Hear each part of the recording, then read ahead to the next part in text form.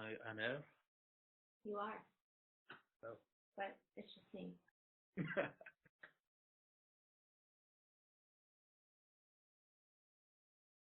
them a minute.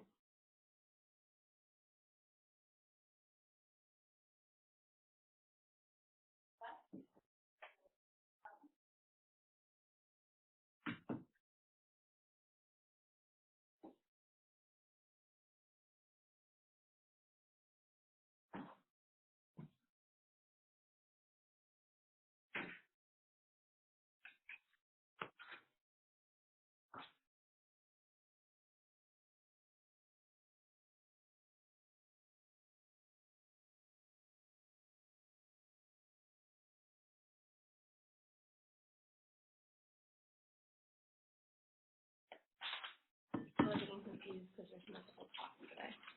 Yeah.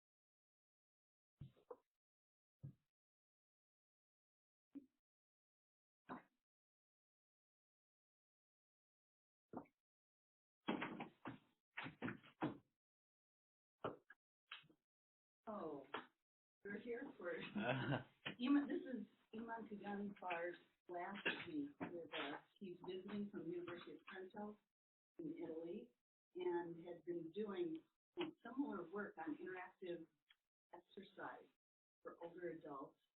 And he'll be talking about his project and working with us and thinking about how to adapt to minority communities. And doing some focus groups, including his material this week. But just as an aside, we've been so happy to have him here, and we'll be having a good vibe on Saturday. You're welcome to come. I'll be sending out an invitation. It will be curtain.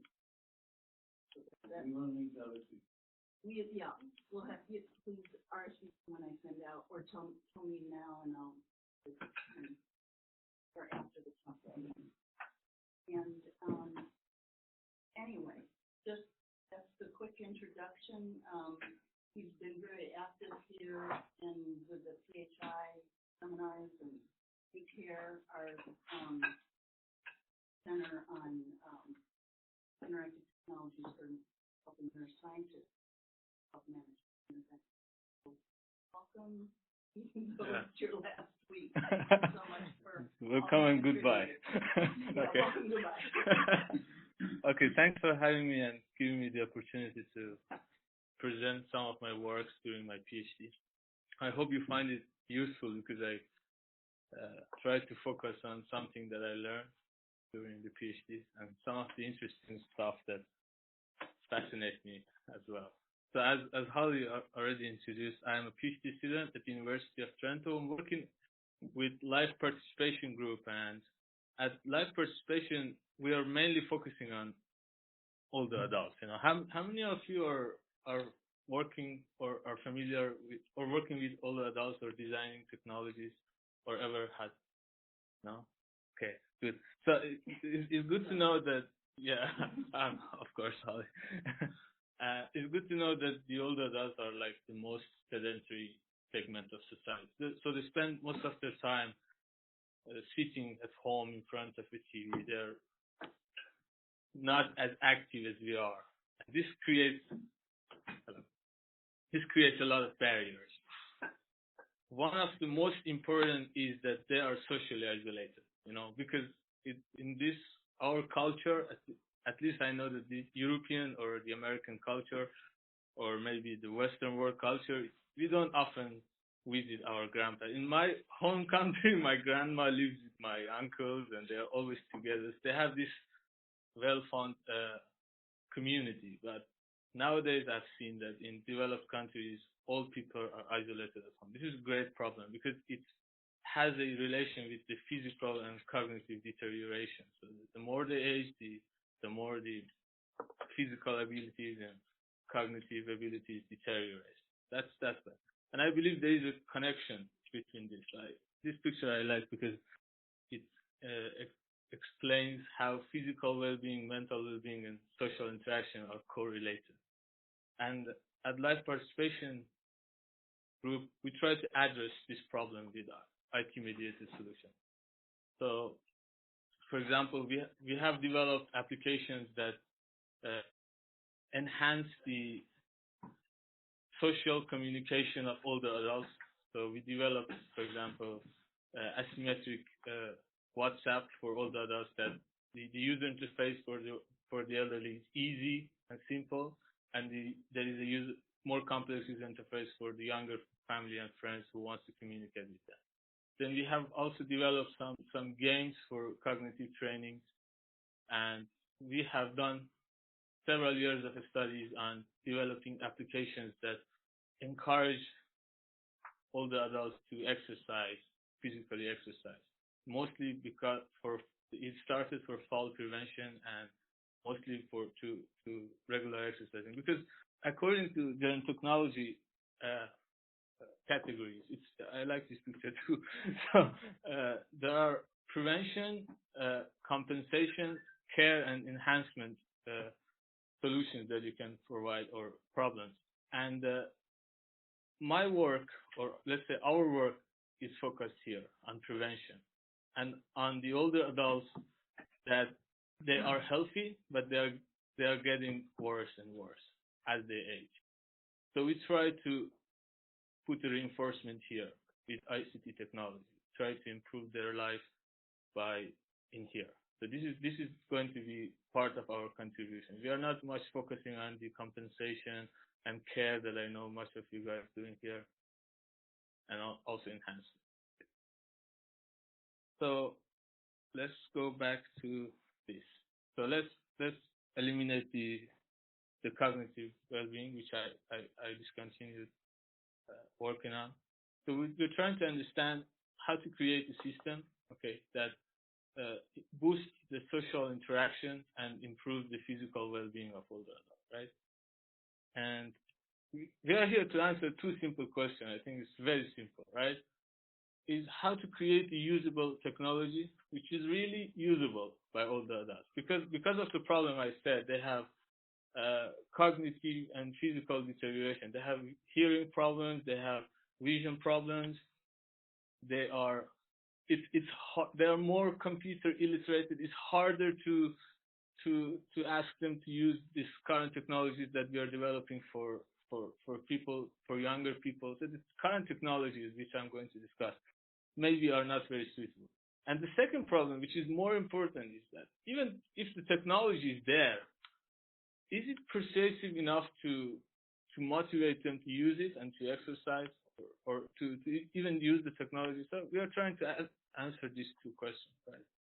So this one is a study that we have done. We reviewed 524 apps, fitness application on the current major platforms like Android Market or Play Store, iOS, Kinect, V. We wanted to see if these applications resonate with what we found in the literature and how older adults, how technology can be usable for older adults. So we analyzed these apps against the interaction design that they have, the sensing and monitoring that they provide, then the coaching and tailoring, how the coaching works, and the precision technologies or strategies that they use in these applications. And the findings that we find is that, well, the older segment of society, the older adults in particular, are more interested in persuasion strategies that are social, that comes from family and friends.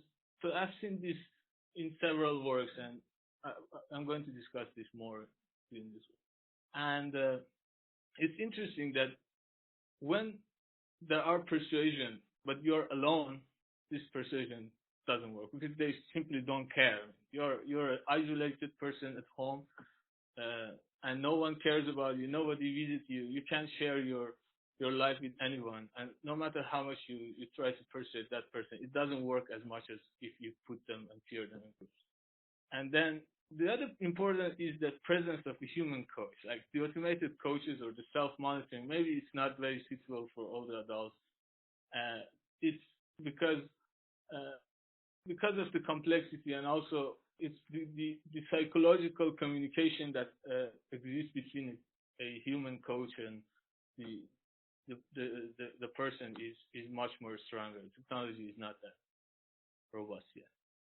And then the automated activity trackers and sensors are very important because questionnaires and self-reports are really frustrating for them. It's hard to report on your health every day. So it's better to benefit from the automated activity tracking, which is completely unobtrusive.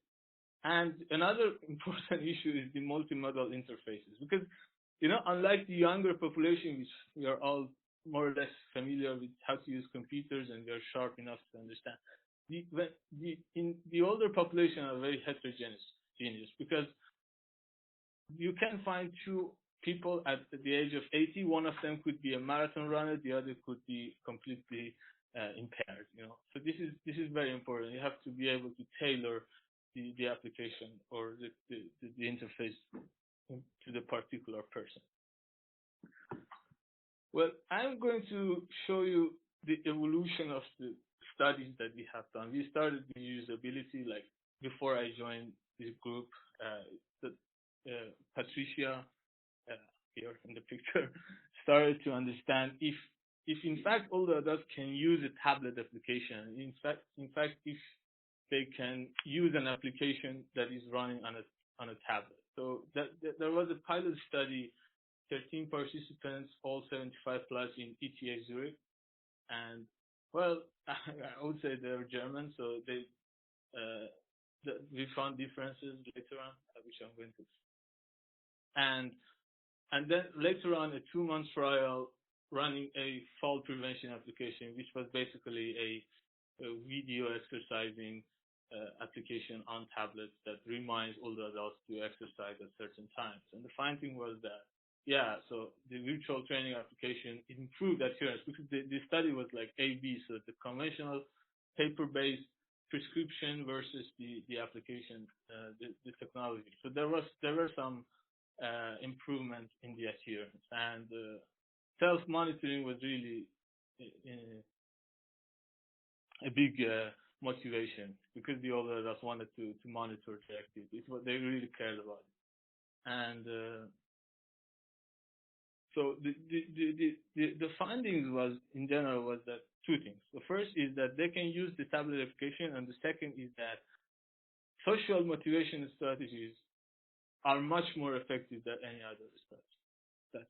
So we take that.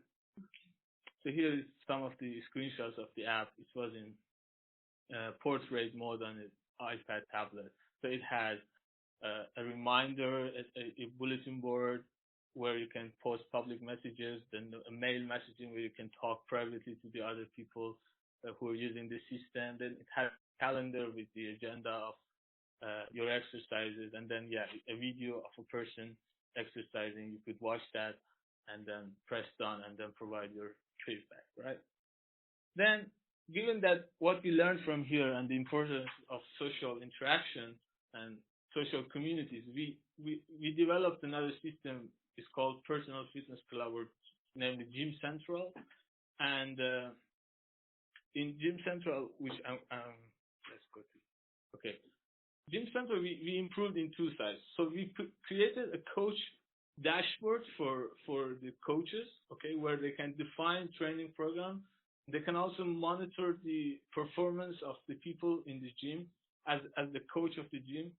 and they could stream live sessions as well, providing exercising, and also send and receive messages to the trainers, and more importantly, providing personalized feedback based on the performance they obtained from the users, right? And then there was a training application, which was the improved version of Active Lifestyle, and it provided social training in the terms that people can exercise together while they're at their home. So they were virtually appearing in a virtual gym, seeing each other in the form of avatars. They also had the ability to monitor their progress. We were using metaphors, which I'm going to explain, and also send and receive messages to the others in public and private form, and they could also share their performance with the other people. And another feature that we add, the ability was to invite people who are not in the gym, so that we could invite people and the others could receive a notification on their tablet, so that they could join and exercise with you at the same time. So the goal was this. And another thing we added was the intensity level. So each of the participants, based on the prejudgment or pre-assessment of the coach, could have a different intensity level, right? The exercises had 10 levels in this study that we ran, and the coach could increase or decrease the level of the. This is important because we could then group heterogeneous people to exercise together at the same time. So while they're exercising at the same time, while they feel the presence of each other, they are doing their own exercise. They are not doing the same exercise. So it couldn't be demotivating for a person that say, "Oh, this exercise is so easy," and the other person that says, "This is so difficult. I can't keep up." And we also try to use some sensors in this study to analyze the daily activities of the older adult, especially outdoor walks activities. We used the Philips PAM sensor. So this work was done actually in collaboration with Philips Electronics, right? Let me show you some of the features of the. I anonymized the faces of the participants. Sorry about that. So in the new version, we had a reception. We tried to resemble a real gym, to have all the features that you have in the gym. The receptionist in the gym is the first thing that when you open the app, you're going to see. The receptionist is going to inform you about if you have a new message, or if you have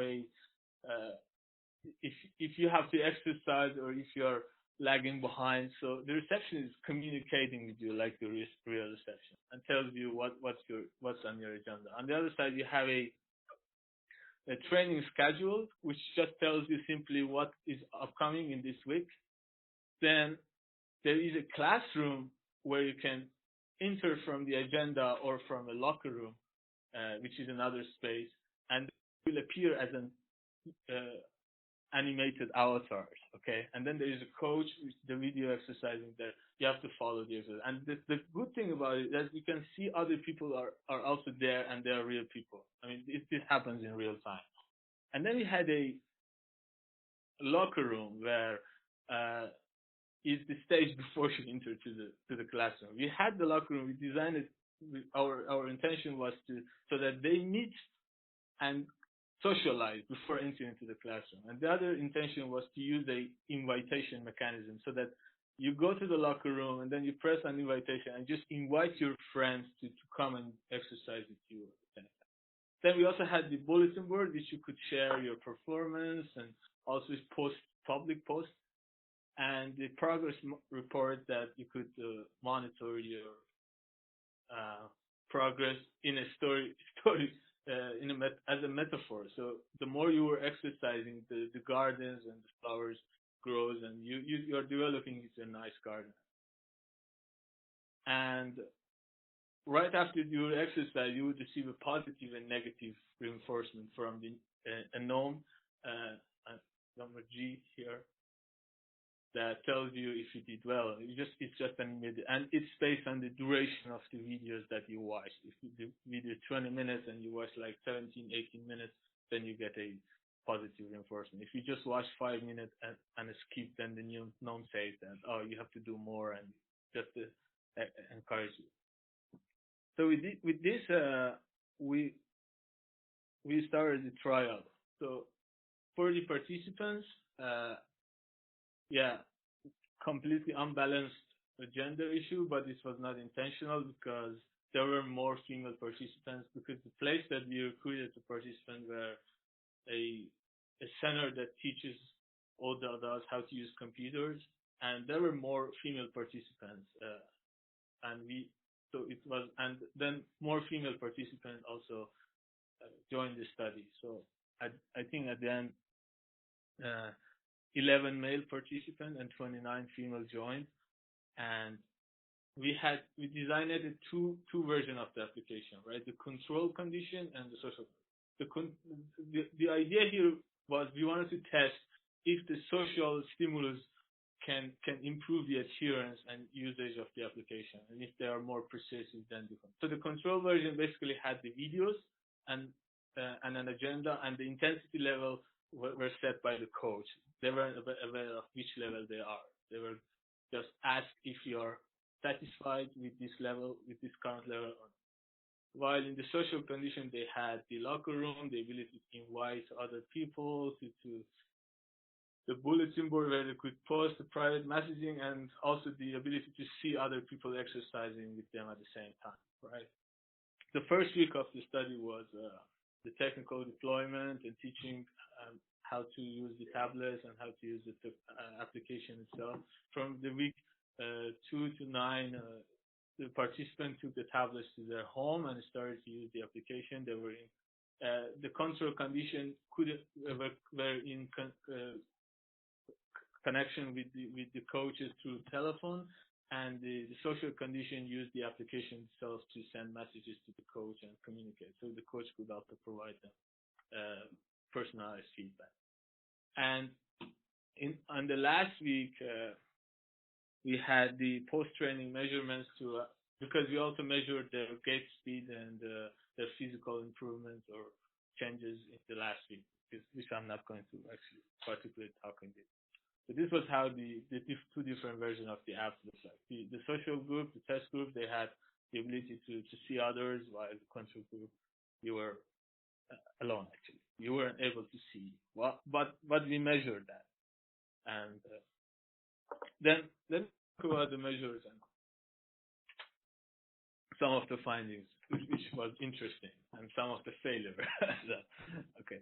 So this is interesting that in all metrics that we found, and we had the hypothesis, the social group had an improvement. For example, the persistence that shows, for example, in a week or in a day, there were 3 sessions offered, okay, and the participants were asked to do two of the 2 sessions, right, in every week. And then this shows like that the green one, which is not very, very visible, shows the persistence of how they complied to the set number of sessions that they needed to provide. The thing that I think is very interesting is that the standard deviation is like social group has 85% of compliance, and the standard deviation is always lower than the control group. So it shows that being together, this concept of being together, somehow you are developing through a goal, not alone but in a group. So people are more alike when it happens, right? And there was of course a great difference between the control group and the social group. Another interesting metric was that the participants were asked to do only 2 sessions out of the 2 sessions. But when you look at these metrics, and this one, the darker green, shows the number of times that the participant exercised 3 times, while they were asked to only do the yellow one, which is the lighter green. It's not visible in this in the monitor. Actually, this color should be different than here. But just the point is that they exercise more than they asked in the social group, while in the control group, you don't see that. They just exercise even less than what they were asked to do.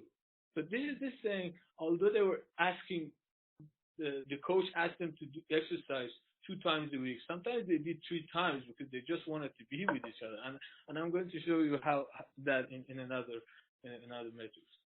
And then there was something that we also measured was the completeness. It means that once you started to exercise in a session, if you skip that session or if you complete it at once, right? This is funny because the control group and the social group more or less did the same. I mean, the social group did it a little better. So 91% of the sessions they started and they continued till the end and they finished. And in the control group, I mean, the p-value is not statistically considerable.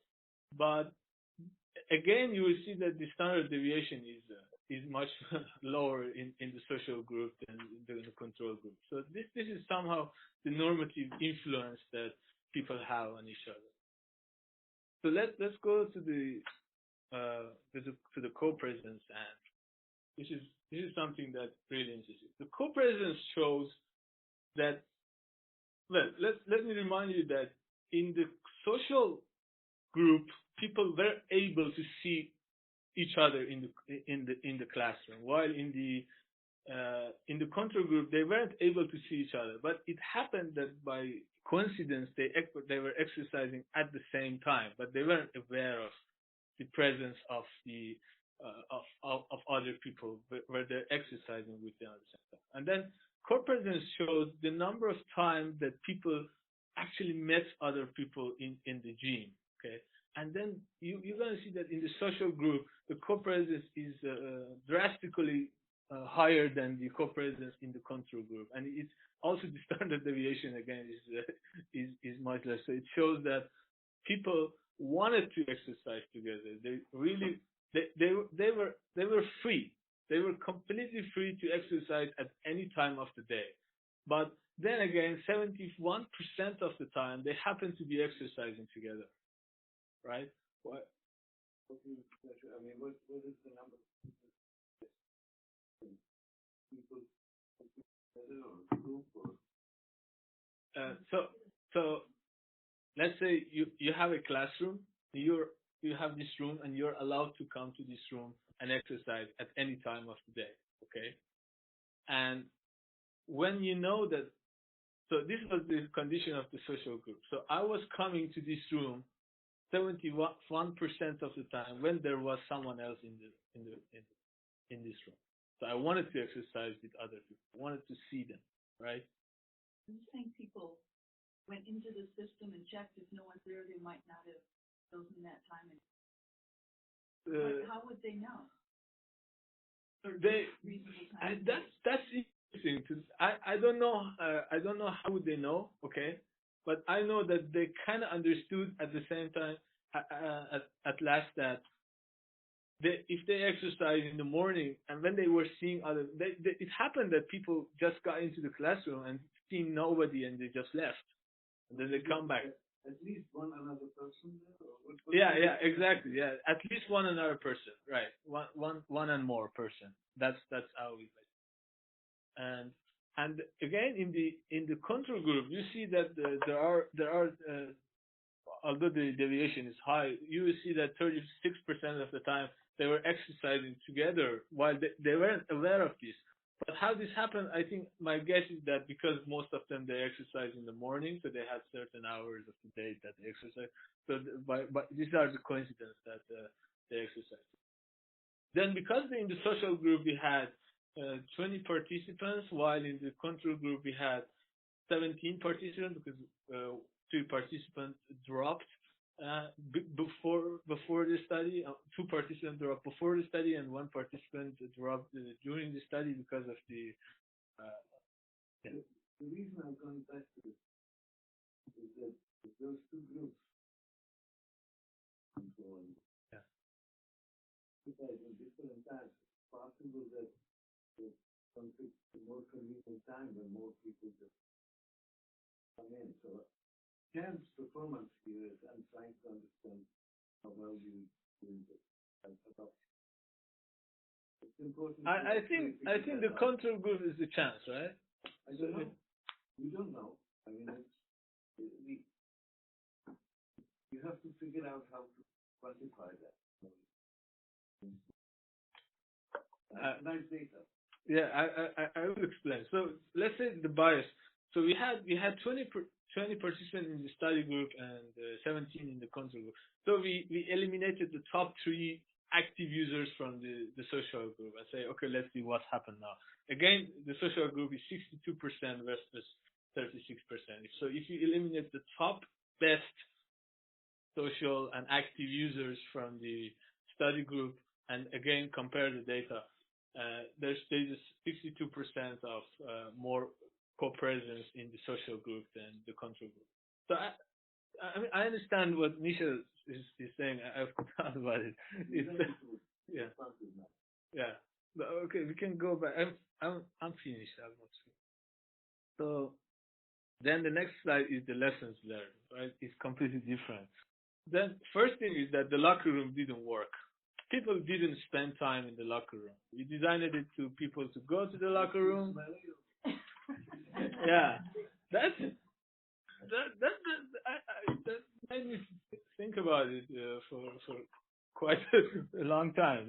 Then I understood why it doesn't work. It doesn't make sense that it works because it doesn't have any content. The content is the people, right? So you go there to meet people and talk to people. So you could basically tap on people and say, hey, how are you? And some predefined message.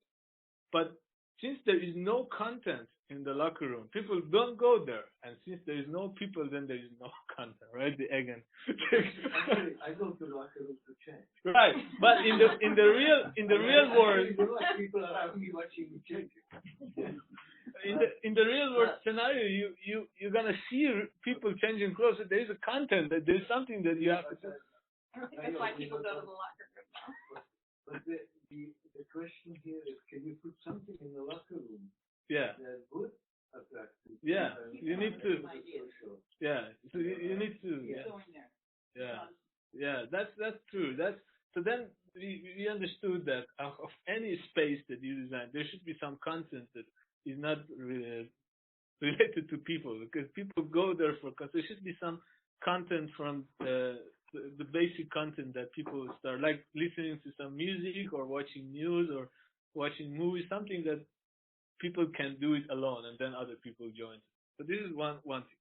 The other thing is that the online videos were so small. So if you're designing on a tablet or I definitely understand that everything should be offline. You have to have an offline plan, especially because the tablet and with the internet connection works great in this lab because you have this excellent internet connection. But when the older adults take it to the rural areas that they live, most of them, right, the internet connection fails, and then it's a cumbersome, right?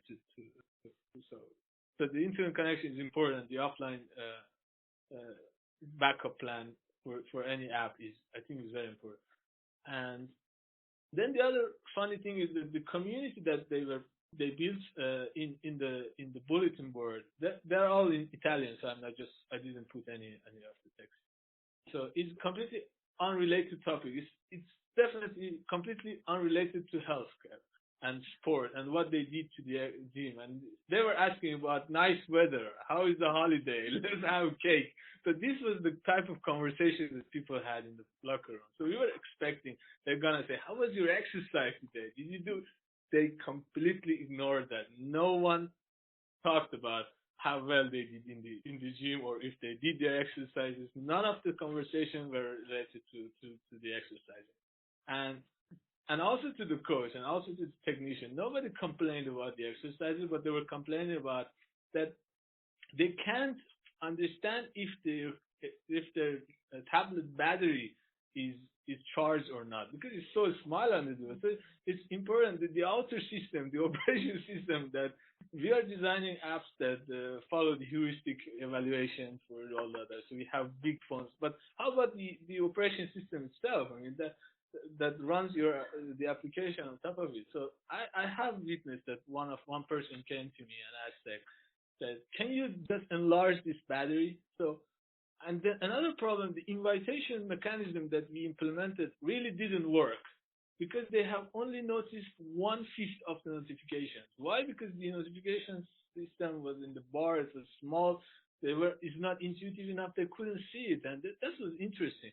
So maybe one recommendation would be that do not rely on the operation system and their design. Just you have to build everything inside of your app and make sure that it works. So, for example, in the new version, we have built the notification system inside of the app, and now the intuitiveness improved a lot. And then another thing that we thought that the people who are exercising together, they want to hide their identity. They want to be anonymous because they don't want to share their performance. But while we started to exercise, so we provided this feature that they could use a nickname and they could use an anonymous avatar. But all of the participants, all of them, they just wanted to use their real name because they want to be known. That was very important. So our hypothesis was completely right, at least in this case. Why this is also cross-cultural because when we have done the first study in ETH in Zurich, they didn't want to. They wanted to be anonymous. The Dutch people wanted to be anonymous, but the Italians said no. We want to use our real identity, and they also want very very picky on their avatars. They wanted that their avatars look exactly like them but younger. Right. Yeah. So let me just go to some of the further studies that we are doing. Yes. So maybe I'm trying to understand at the highest level why somebody would be motivated to want to use this stuff. So I could exercise to do it on my own, but now you're asking me to go and use a virtual reality system to communicate with other people. So what do I get out of this that I couldn't get out of just picking up the phone and communicating? Or it seems like the communication is harder, not easier. Than a phone? I think they found a community. They found new friends through this. Is that okay? And I think I've done the same thing with your participants. Started talking to each other and found community. This is reinforcing positive behavior. But not it was slightly different. There was a common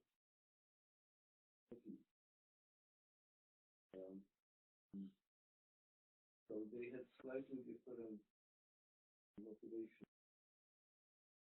Yes, providing that is very. I have the same reaction. I mean, maybe my view of this is outdated, but my understanding from at least a number of years ago in these virtual reality communities, but they tend to be like some of the ones that were built for kids. There's a Finnish one that was really popular. But they sort of become dominated by the same people, and then usually the communication sort of degrades to the lowest common denominator. Right? And it, to me, that's not all that surprising because it's actually somewhat of a hard, unnatural way of communicating with people, like navigating around a virtual world and then running into people and talking.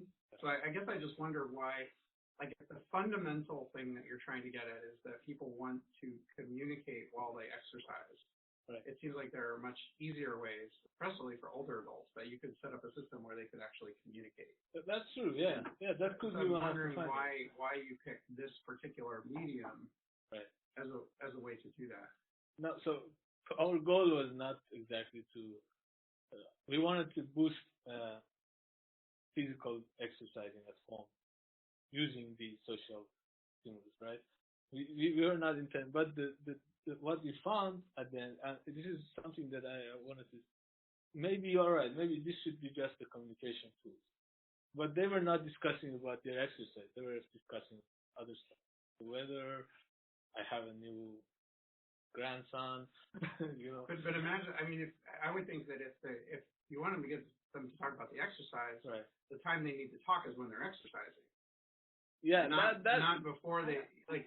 His goal is to talk about exercise. He's saying these people exercise more as a function of having the social aspect included in the intervention.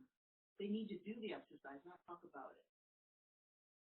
I had a couple of questions. When they sign, so if I'm a person that I'm going to be in the social group and I sign in to a class, whether or not there's other people there depends on will there always be somebody there even if no one else is doing it at the same time?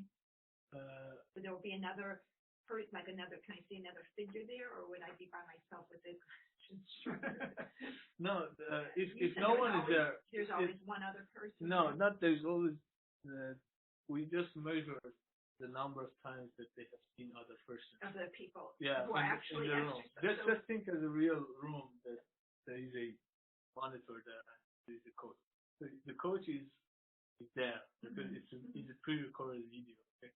But the avatars are changing. Are changing. Yeah, they are on real time. There are real other people there. So if I decided to exercise at 2 a.m, say I have insomnia, you will not probably see anyone. There would be nobody in the room. Exactly. Okay. Yeah. So that was one question. That helped. Do you have another measure to say that they're just not playing the program, but they're actually exercising? Like, are there any sensors that are picking up their actual activity, that they're doing the exercises versus they just, multitasking? I'll turn this program and I'll listen to it, but I'm going to be going, making bread or something. Do you have a backup to say that they're actually doing the exercise? So we had, you're good. We didn't have a Kinect like how the system is that. That's what made me think of it is, and I think this is a great idea, but what made me think of it is in one of the CCRCs, or the continuing care retirement, well funded, they're well resourced. And I was talking to the daughter of a mother who's participating in the exercise classes. I said, look at your mother. She said she goes to the exercise classes for the socialization. She sits there and talks to the whole class. She doesn't do the exercise. So she says, oh yeah, isn't this great? And she's getting more socialization, but is she getting more physical activity? The daughter says, oh no, she's not doing the exercise. She just likes to be able to be with other people. That's actually there's this one. It's not visible, but the fact that in the social group, sadly, I mean, there are two different colors, but like it separates from here. Yeah. So the point is that the social group did more exercises than they were asked. That's fine. So I'm thinking maybe they were just joining in the group as opposed to actually doing it. Yeah, because I have tracked that myself just out of my curiosity to see how it is, and I have seen that people were finished their exercise, and then because we were logging every interaction with it, and they finished the exercise, and like in 10 minutes somebody sent them an invitation, and the invitation actually worked, and then they rejoin and redo the exercise. Yeah, and maybe that's another reason that they wanted to have their own real identity, because they want to be recognized, and that's one of the one thing that nobody, they really dislike the idea that to be anonymous, because they wanted to be recognized in the real community, because they were also started to meeting, they had this pizza session and they wanted, so they built a community as well.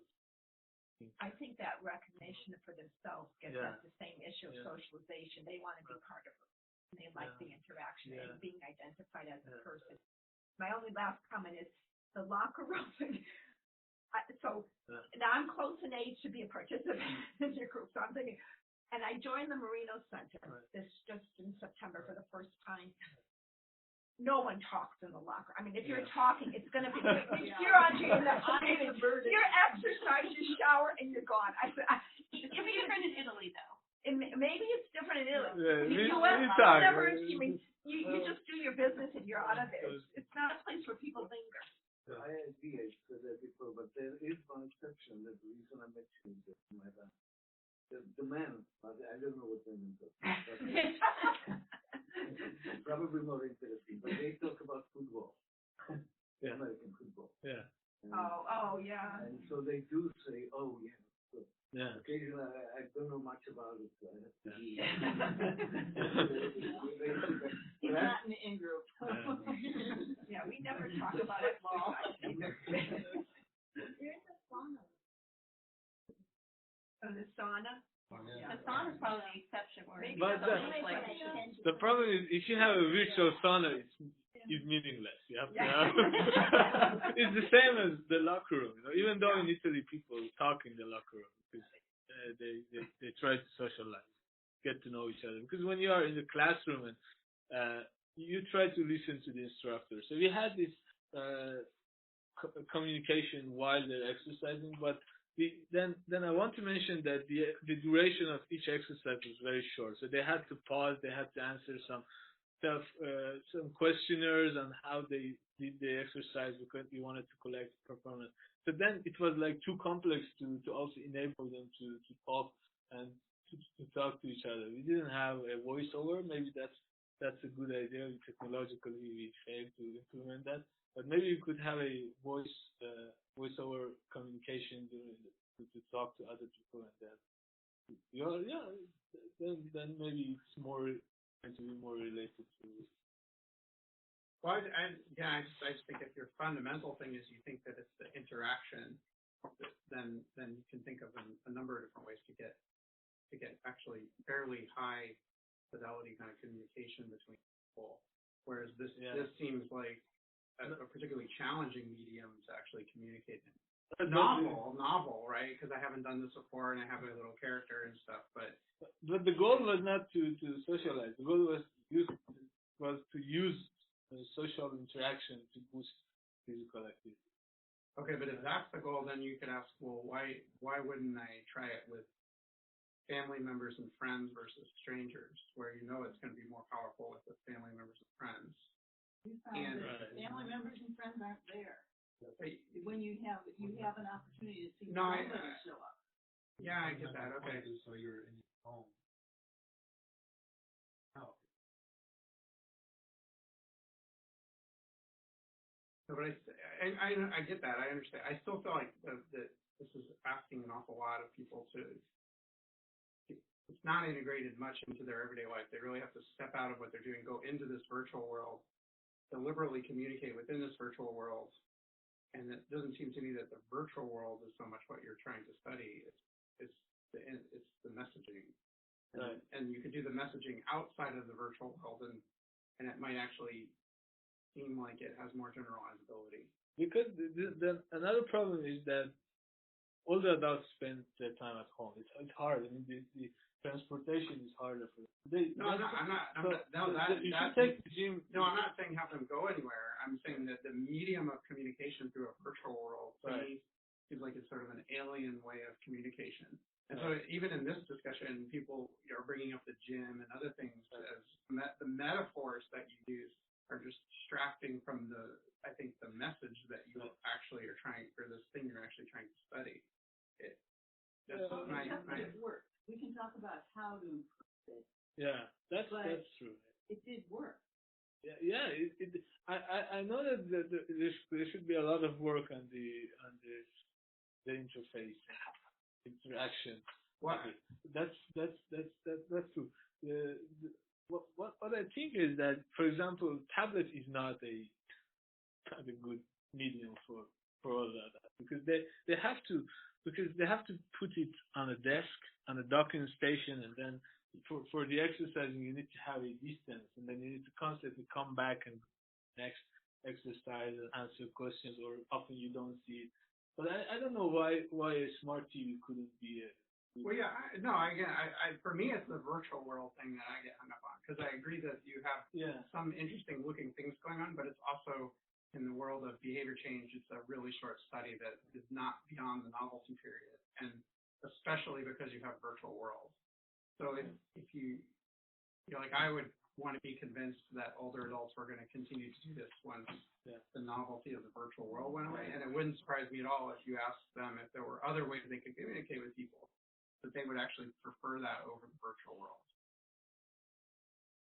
I mean, Brandon, is there any data on the existing virtual worlds? Because I mean, a lot of these games where they've got people all over the world that have this addictive quality, and people are communicating that way all of the time. And even though that seems kind of unnatural, it seems to be sustainable for a long period of time. Not that this is like a research project, obviously. Well, that's the thing. I'm not so sure. I mean, some of them The ones that are just about communication, at least my understanding is they sort of always sort of great.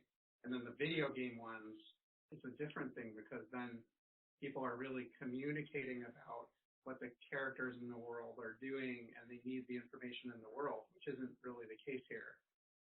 So I think they that talk would be a more different about, thing. they go beyond that. Well, they talk to each other, but I think it's the world is driving the communication, which is clearly not what's happening here because they're not talking about exercise at all. Yeah. They're talking about other stuff. Yeah. You're discussing strategizing. Yeah. So if the equivalent here would be, how do I exercise? Like, how do I keep going? So people meet on The second question, life or something.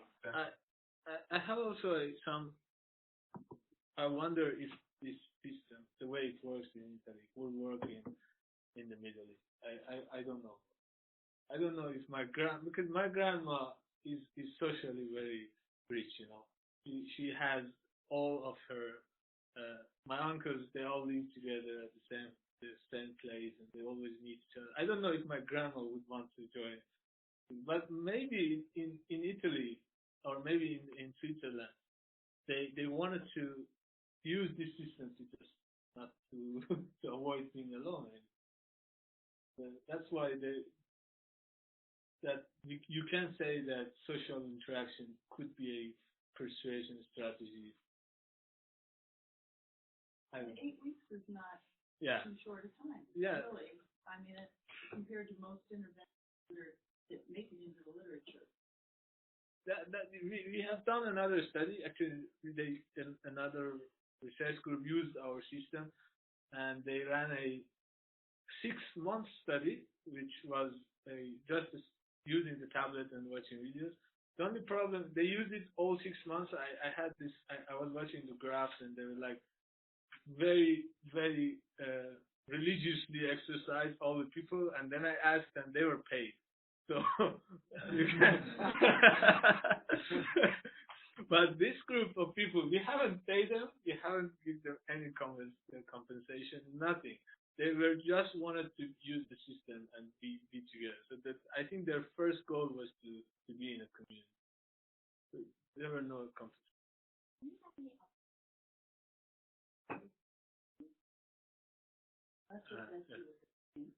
Yeah. So you mean about if? What did you measure? Yes. Okay. So I forgot to answer that. We use self-questionnaires because each exercise session had 13 activities. Like the activities were like 5 to 10 minutes, right? Depending on the intensity level. Once you're right after the exercise activity, we were asking, did you complete these self-questionnaires? Okay, and then we were also measuring the duration of the videos that they watched, and we try to keep these activities short, okay, 5 to 10 minutes, so that we make sure that they don't just forget about the exercise and, as you're saying, doing other work, so they are constantly there and interacting. So the exercises were very short. We haven't used any kind of sensors and to measure the participants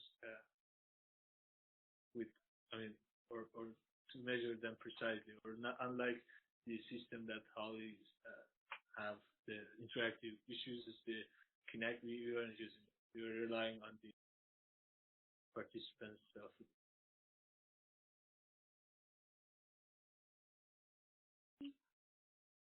There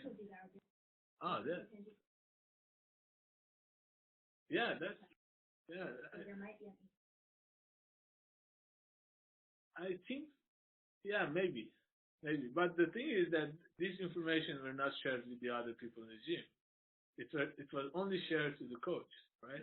Yeah, they still influence. Right. That's true. Yeah. But equally probably. Yeah. That's right. Yeah. I have 2 questions. I'm not sure if I heard you correctly, but you said you were going to mention you're going to measure if it's going to improve their physical condition. Right. Yeah. So how did you do that? Yeah. It's something that I haven't done. But other researchers are doing this, but I know some. that there were some because we have done this study several times, right? And we always measured the gait speed because we use the Otago training program, which is for improving strength and balance, right? And then in all of them, I didn't measure this because this is not because in all of the studies there were improvements in the gait speed. So one personal story that I remember, that one of the participants was telling me that, wow, this is great because I wanted to go upstairs and then I kind of like fell down, but I could manage and I didn't fall down. And she was fascinated with it because, and she said before using the system I wasn't able to do that, right? And then there should be some papers published on this by other researchers. What I'm curious to understand is, for younger adults, we look at it like endurance in sports physiology. So, are there any published parameters for older adults that you can use Otago, I think, right? Okay. And to measure the pre and post intervention. We use different bird balance, but they're designed for old. My second question is, maybe it's not related, but in one condition you have, both the conditions you have the avatar, right? No. Yeah. So in the control group, you don't see anyone. You just have a video. So by avatar, you meant presence of exactly. Avatars. Yeah. The presence of a person. Okay, yeah, it is a clarification. So my question is that are you also planning to measure the perceived similarity between the participant and other avatars? Like, I find them similar. That's why I joined this, and that's exactly the reason why I'm interacting with them. That's a good question. No. Has the avatars that we saw to be looking more like African American University. Yeah, that's something we are going to do actually. Yeah. Some sort of, yeah. Yeah, perhaps I'm more that as important of a question in Italy. Yeah. I mean, the population is diverse. Not as much as here. So, but he did report on people wanting to see younger. Yeah, that's even in patients who don't match that for the person's age, but probably to the culture and the ethnicity. I think it's very cultural. It's a cultural issue because, as I said, our hypothesis was that they want to be anonymous because in the study that we ran in ETH, they wanted to be anonymous. I think I wasn't in that study, but I think like 20% of them, they didn't want to exercise with other people. They wanted to exercise alone. But in the case of Italy, everybody, it's social.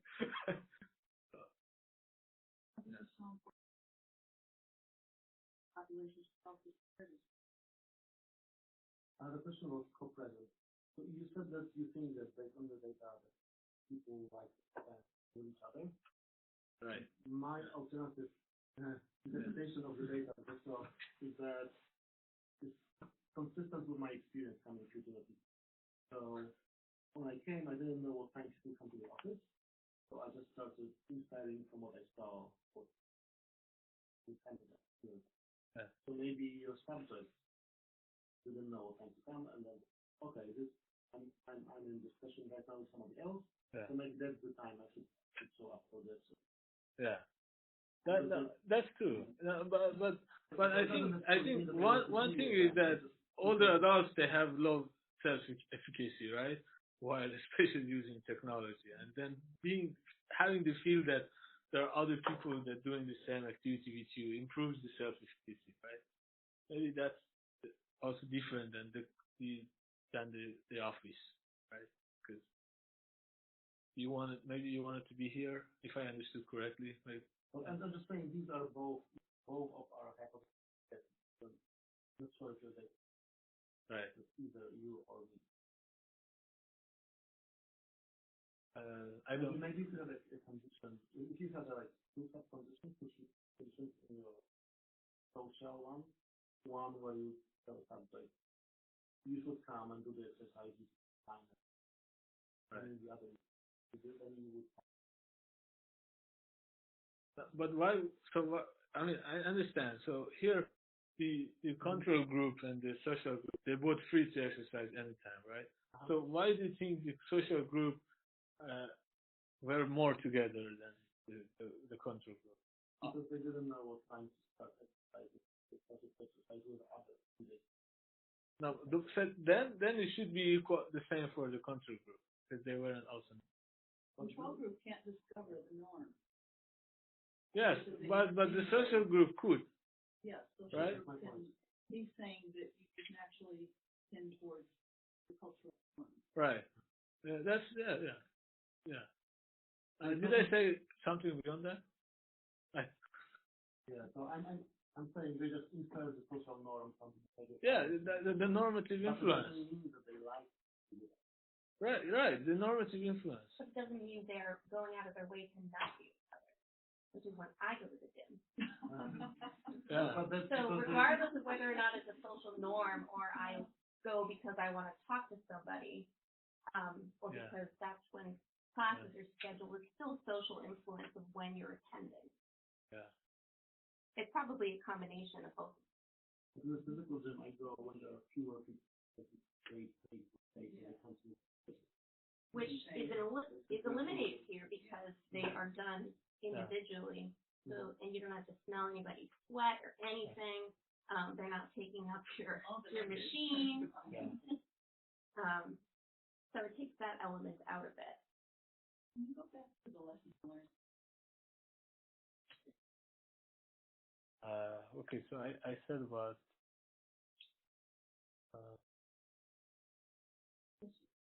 I was going to just say that we are also running these studies now in Russia, in Tomsk, and in Netherlands, the same application. We wanted to understand the cross-cultural differences, and we need longitudinal studies, like for about a year or more, to see if you just give this, does it self-contain this system, or you need to have this organizational stimulation.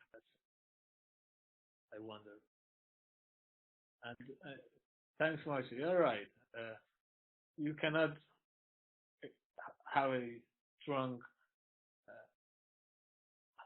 hypothesis on what's happening. What was the real motive? The thing is, it works in that way. It improves the adherence, right? But how exactly is it? Right. Yeah. Exactly. That's very important. Jury is out. Right. I mean, you're even burning calories by shaking it. That's what I was just saying. So, I mean, but people are maybe less mindful. Yeah. Taking the cost. Yeah. You can even do it with a camera on the tablet. There's just motion detection. Rough idea. Is there movement at the appropriate time? Exactly. Yeah. Or you measure the pre and post measurements, your clinical measurements, to see if there are any improvements in adherence. The camera they didn't like, by the way. They don't want to be recorded. I know one. Just recording motions over time and convincing them that it was not in use. Yeah, that's the mirror. Yes, like we were talking about over here. Right? Here in the bathroom is our other. We have a project monitoring in the bathroom. So, and wanting to use the camera for other reasons, not the image going into the shower. But it's tricky. Which is what everyone is doing, which is really weird. Hard to come in. Yeah.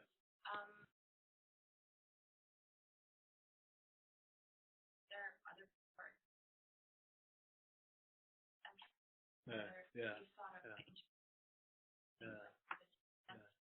Someone would actually else there as when I can I don't know how Let me tell you about the garden is just showing the metrics that you should see usually as graphs but the garden is showing your progress as a story, right?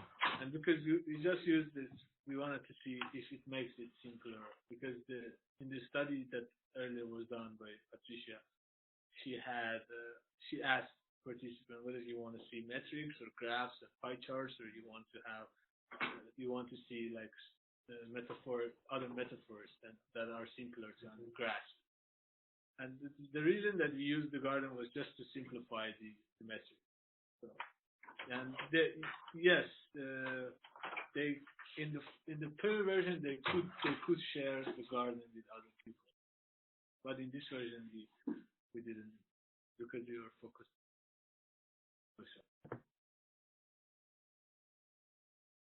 Thank you. Thank you. Thank you.